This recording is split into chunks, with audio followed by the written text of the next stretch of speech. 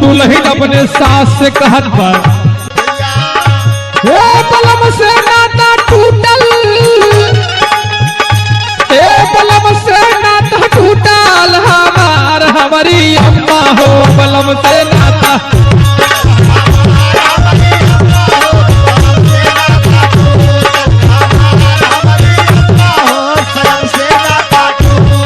बलम से नाता टूटल सजन से नाता टूटल हमार हमारी अम्मा हो बलम से नाता टूटल।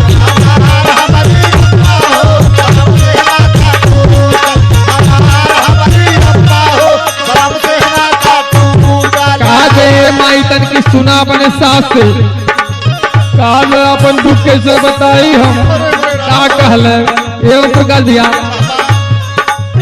गमला करा के सैया गैला परदेसा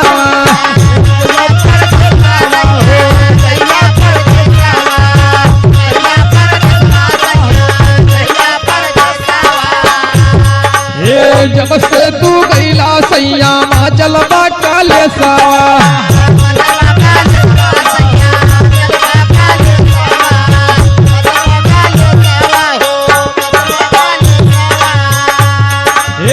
कवने जाना मामा कई करमई बा फूटल हो बलम से नाता टूटल हमार हमारी अम्मा हो बलम से नाता टूटल।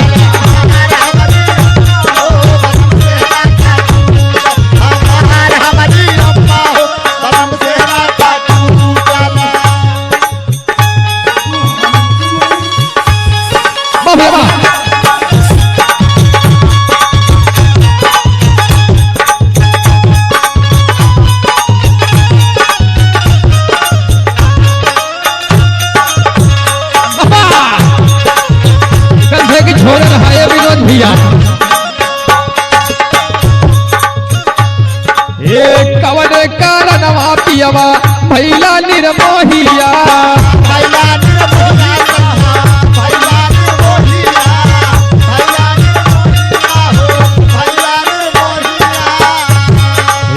कबले या गोरी राजा तोहरी हम राहिया